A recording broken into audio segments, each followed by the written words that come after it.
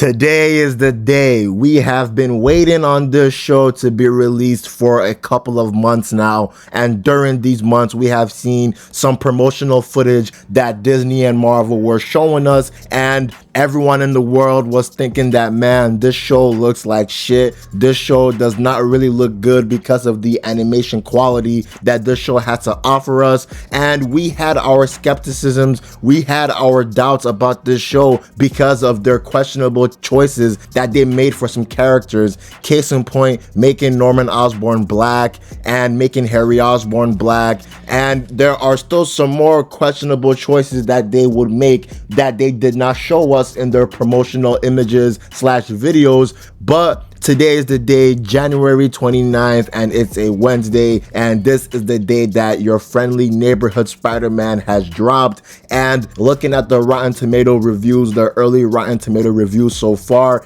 it's at 100%, and on IGN it's at a 8 out of 10. So it seems that a lot of people really like this show so far, but to be a negative Nancy, to be the party pooper, to be the party killer, I still have my skepticisms. I still have my doubts about this show after watching the first 2 episodes. And we should also remember that Batman Caped Crusader also debuted at 100% on Rotten Tomatoes, but that show ended up being mid. It ended up being forgettable. It also ended up being a cheap copy of Batman the Animated Series. But let's talk about what happened in the first 2 episodes. In my honest, pure opinion, doesn't really feel like Spider-Man. Sure, the Peter Parker main character, he acts like Spider-Man. He has some of the same motivations and the same empathy that the real Spider-Man has for his friends, his family, and even the citizens of New York, and even the villains he encounters. But there's just something that is off about this show. But let me get my first negative out the way, and that is the animation style, because man, the first 2 episodes, I am not even gonna lie, at some points were unbearable to watch, because some of the animation makes you feel like you're watching an old 2004 PSP cutscene. Some of the animation makes you feel like, damn, I am scratching my eyes trying to see if this looks passable or not. Like, there are many occasions when some big thing is happening, like in the first example where we see the big symbiote fight Doctor Strange, and the students of the school of Midtown High are watching on, and we look at the background characters and they're just standing there, not moving, not breathing. It's like they're walking corpses, in my honest opinion, and it just seems so off. And another scene in episode 2 where we see Nico, she is waiting for Peter Parker to come to the party after Lonnie Lincoln's football win, but we start to see some of the people that are at the party, and man, some of the background characters did not move at all. There was one time when Nico, she was trying to make her way through the party so that she could try to leave, but then a juice or a drink was splashed accidentally on her shirt. And when I saw that, I was looking at the background characters, and man, they did not really move an inch. Only one lady kind of acknowledged Nico and kind of moved out the way, but the other background characters were just static. It's like as if they were frozen in time. One last thing I would like to say about the art of this show is they should have just used the same art that they used for the concept art instead of showing us the final product, because the final product of the show, it resembles more of a 3D / 2D hybrid of a baby, if I can call it that, because at the same time it looks 2D, but at the same time you can also see some scenes that make it feel and look like it's 3D. But in the concept art, as we can see here, when the concept art was released a couple years back, I was really vibing with how they were looking, because they looked as if they were pulled straight from the comic book. If they could have replicated something to that nature that can resemble the concept art, I think nobody would say that the art style was ass. Instead, they'll be saying that the art style is actually good, because it makes you feel as if you're looking inside a comic book, but it's a TV show. They should have actually kept the same concept concept art style instead of going to the final product and making it look like a 3D hybrid. In my honest opinion, the final product just does not look good. But I'm not even gonna lie, it may be unbearable for some people to watch because it seems so primitive, it seems so unfinished in my honest opinion. I hope that season 2 they can get a bigger and better budget so that they can fix the animation quality issues that they currently have. But enough yapping about the animation, let me talk about the story. So episode 1 starts off with Peter Parker. He is about to be late for his first day at Midtown High. Then we are not introduced to Aunt May because she is trying to pack up Peter Parker's lunch for school, and we now look at Aunt May closely and we're seeing that they're following the same trend that the MCU started of a young Aunt May. And I'm just thinking to myself, man, I really miss the old Aunt May. I miss the old frail but strong and stubborn and nice and empathetic Aunt May. Even though this Aunt May has those same character qualities, it's just that I'm a sucker for the old version of Aunt May. I think that Aunt May is the true Aunt May and not this young hip Aunt May that the MCU has been trying to shove down our throats, no diddy. But then we now see that when Peter, he is about to reach the train for the school, he is late. So then Aunt May now actually catches up to Peter and tells Peter, hey, let me give you a ride to school because even though I'm gonna be late for work, I don't want you to be late for your first day in class. So then as they're driving to the school, she drops off Peter, and when Peter is about to enter the school, we see that a fight is happening, and that fight is a multiversal fight, and this multiversal fight is between Doctor Strange and a symbiote. Now, Doctor Strange, I really love his look in this show. Doctor Strange has the classic look that he had in the comics. He looks exactly like he's ripped from the comics. Doctor Strange really looks good in this show. I think that they should really go with this route for all the characters, making them look exactly like their comic book counterparts. But we all know that they did not do that for a lot of the characters in the show. But the symbiote looks like a mediocre meh symbiote in my honest opinion. But this fight, I'm gonna tell you why I don't really like this fight. Now, it's not because of the choreography that the animation had in this fight, but it's what the fight means to Peter Parker. And what the fight means to Peter Parker is that this is his origin story. Now, you're probably thinking, wait, isn't his origin story revolved around Uncle Ben and the fact that he knowingly let that mugger go away? So unfortunately, that mugger coincidentally killed Uncle Ben when he was trying to steal Uncle Ben's car. You would think that would be the case, and you will also think that Peter Parker will be bit by the spider, the radioactive spider, in a different setting like a field trip or something like that. No, that doesn't happen in this universe. What really happens is that as this fight is going on,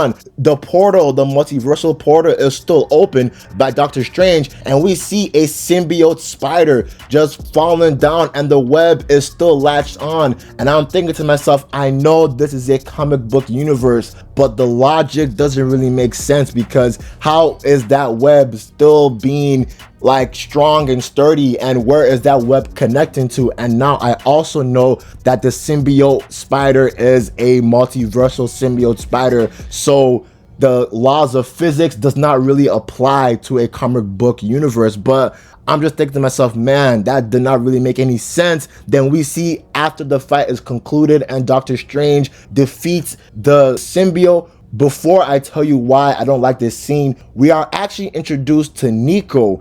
And Nico is a character that in the 616 comics, she is a superhero, but in this universe, we see that she is the same age as Peter Parker, and she goes to the same school, Midtown High, with Peter Parker. That has no ties to Spider-Man's origin, and Spider-Man is not tied to Nico Minoru's origin in the 616 comics. I kind of don't know why they went with Nico Minoru. Now, I like Nico Minoru's character in the show, but I think that they should have went with Jessica Jones, because I think they were originally even planning to add Jessica Jones in the show, but they scrapped it, and it would have made more sense adding Jessica Jones because she actually actually attended Midtown High with Peter Parker when they were in high school. But after we are introduced to Nico and the fight is concluded, we see that the multiversal portal snaps, and that portal, by it snapping, it causes the spider to drop down on Peter Parker's neck, and then the spider now bites Peter Parker's neck as Peter is introducing himself to Nico. Then this causes Peter Parker to pass out. Then we now see the time skip, because now Peter Parker, he knows that he's Spider-Man. He knows that he is a superhero now, and now he's using his powers for the greater good. And I kind of don't really like what happened there. I do not like the origin story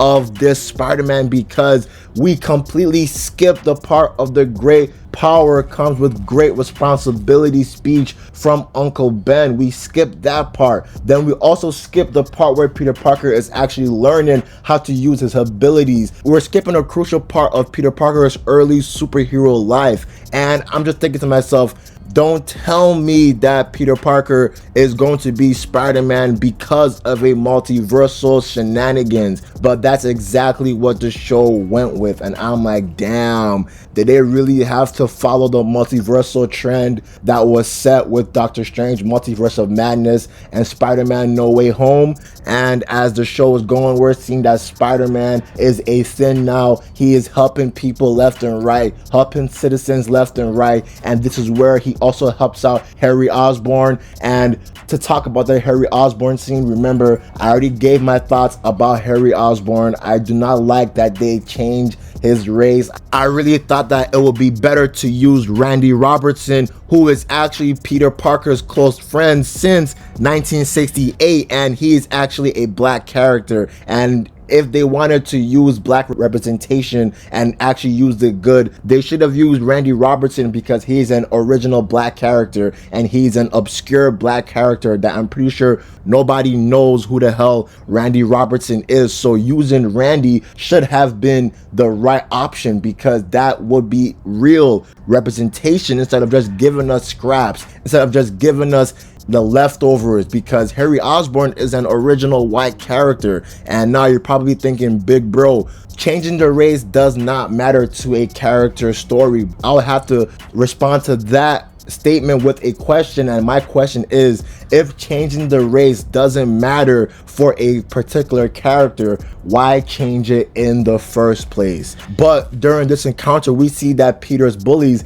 in my honest opinion, his bullies should have been nerds, because the main bully has glasses and he looks like a dweeb that will be stuffed in lockers. But I'm also thinking, could that be Flash Thompson? Because for the first 2 episodes, we don't see Flash Thompson, but we see Lonnie Lincoln. And this is when we see that Peter, he reaches back to school so that, he can get acquainted with his new students and his new friends. And he's also cool with Nico, but he sees a girl that he really liked as a little kid, and that girl is Pearl. But he now is devastated to find out that Pearl is taken. Pearl already has a man's, and that man's is Lonnie Lincoln. But I thought that Lonnie Lincoln, aka Tombstone in the Marvel 616 comics, I thought that Lonnie Lincoln will be a villain at first. But I'll be honest with you, I really love the relationship that Lonnie Lincoln and Peter Parker has in this series. I think that is genuine. I think that their friendship is actually good, because Peter at first, he didn't really like Lonnie Lincoln because he's dating the girl of his dreams, but he's actually realizing that, damn, Lonnie Lincoln's a good dude. Lonnie Lincoln's a really fun, friendly, he's very energetic, and he is actually eager to learn. He's not just a meathead. He's not just someone that is a jock. He is really a good dude. And this was shown when Lonnie Lincoln, he requested Peter Parker to be his work buddy in a science project, because Lonnie Lincoln really wants to learn and wants to strive to be better. So I really like the dynamic that this show is painting with Peter Parker and Lonnie Lincoln. Then as the show is going on, we're seeing that Peter, he is having a pretty good life as a high school student. He has no bullies. He has really nothing to worry about. The only really bad thing that happened to him is that he was late for school twice by missing the train twice. And this is where my next problem creeps up, because I think they're making his life way too easy as a high school student, because if you know who Peter Parker is, if you know Spider-Man's early time as a high school student, he has it rough. Spider-Man was bullied relentlessly from bullies like Flash Thompson and his cronies. Peter Parker had a terrible time growing up, and I'm thinking to myself, damn, they should have added Flash Thompson to the show, because that would have actually gave us a reason to support Spider-Man in his endeavors, because one of the main themes of Spider-Man is that he can have the worst day imaginable. He can get bullied by his bullies all day straight. He can get beat up by criminals all day straight, but he will still tread on, he will still push on, and he will still fight the good fight for the next day. He will still support the little people. He will still support the defenseless and the weak. Even though his day is bad, he will still try to have a smile on his face. And yes, that's what he still does to an extent. Spider-Man actually really helps out the little guys in the shows. He really looks out for the civilians. He looks out for the weak. So I like that they put that character trait in the show, but I also did not like that Peter Parker really has no troubles, because the first episode he gets really good luck. He has a great friend in Nico Minoru. The high school jock Lonnie Lincoln really respects him and are his great friends, and even the high school other jocks really love Peter Parker due to Lonnie Lincoln, because they are celebrating with Peter Parker with Lonnie Lincoln. So I'm thinking to myself, damn, he is really not struggling. Peter Parker is not struggling so far, and that's not who Peter Parker really is to an extent, because we are more familiar with Peter Parker struggling, because we can relate to someone like that. Because, you know, growing up, I'm pretty sure we've all been bullied before at least once, and we can relate to someone like Peter Parker getting bullied day in and day out by someone like Flash Thompson.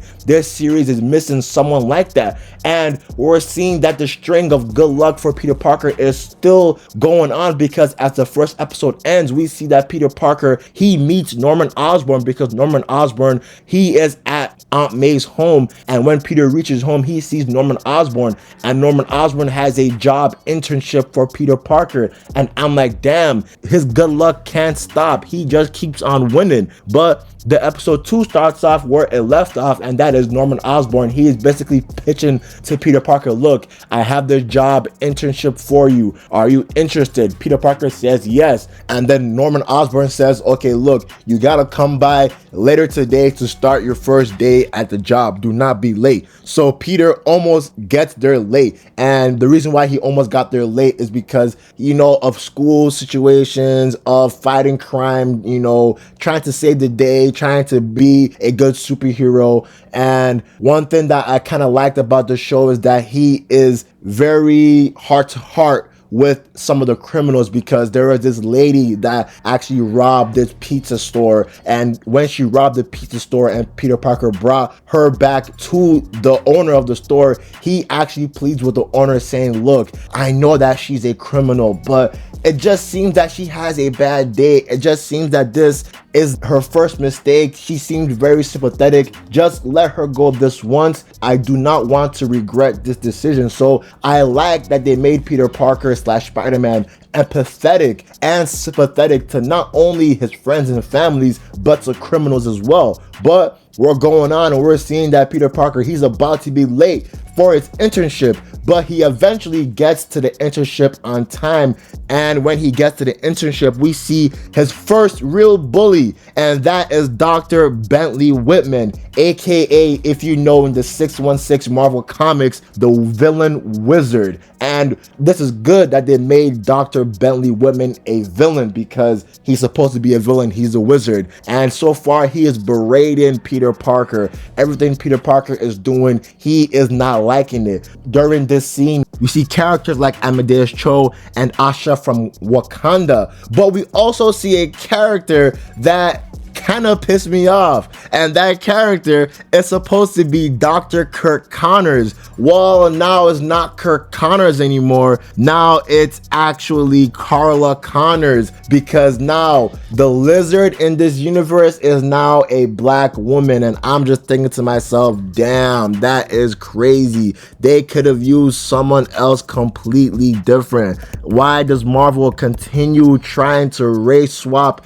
characters unnecessarily? In my honest opinion, I'm just thinking to myself, that was lazy. They should have used a different character. I don't really know why they would want to change the race of Norman Osborn, Harry Osborn, and now Kirk Connors, because remember, you could ask me this question all you want. Why do you hate when a character is race swapped? And I can respond you the same response slash question is, if it doesn't matter race swapping a character, why do it anyway in the first place? You know what I mean? So when I saw that, I was like, okay, we know what Marvel is trying to tell us. We know what Marvel is trying to convey. To be honest with you, instead of using Kirk Connors and race swapping Kirk Connors, they should have used Calypso, in my honest opinion, because we see that Calypso, she is a black villain in the 616 comics. Calypso, remember, she is a former henchman of Kraven the Hunter. Calypso is actually black, and she is an obscure character because the only other Calypso we saw was the Spectacular Spider-Man, and she was kind of a background character, and we also saw her in the trash Kraven the Hunter movie. So they could have added Calypso and adapted her character here. I do not know why they would want to race swap Kirk Connors and make him Carla Connors instead of using Calypso.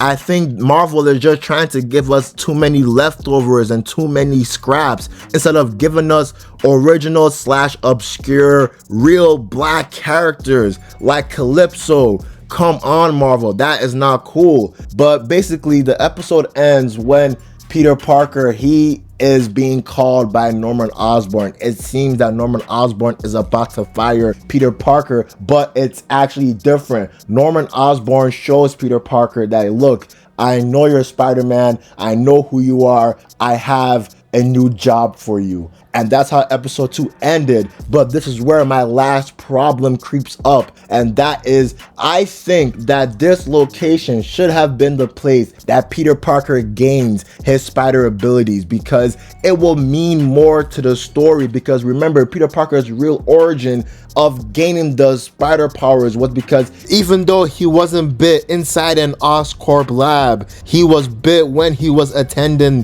the public exhibition of a device called the Isotope Genome Accelerator alongside his students Harry Osborn and the other classmates that were in his class. So I do believe that in that same particular setting, you could just replace that random exhibition center with an Oscorp exhibition center that is presenting this Isotope Genome Accelerator. I think that's where the show should have went with.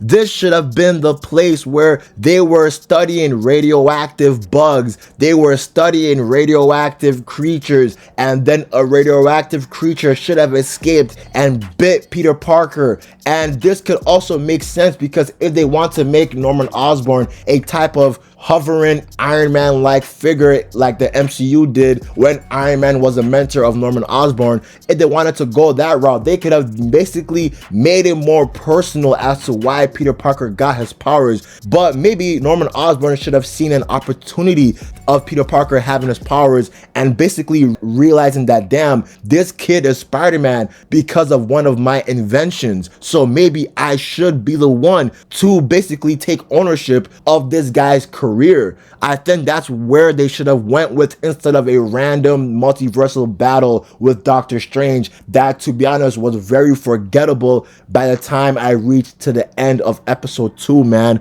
But that's the end of the video. All these problems I highlighted is why I do believe this show does not really feel like Spider-Man. Peter Parker does not really go through any obstacles. He doesn't really go through any struggles so far. His life is damn near perfect. He has great friends. He's even very close friends with the high school jock, the big high school jock, Lonnie Lincoln. He is not getting bullied, not getting stuffed in lockers, not getting his lunch money took. He is not getting berated. His only bully is Dr. Bentley Whitman, aka the Wizard. So that's where my problems arise, and also my other problems with the race swapping that this show is doing. Instead of giving us obscure characters like Randy Robertson, like Calypso, instead of giving us all these other characters, they're just trying to give us leftovers, man. But at the end of the video, man, I think the first episode was pretty mid, in my honest opinion. The first two episodes were pretty mid, but that's it. I'm out. Peace.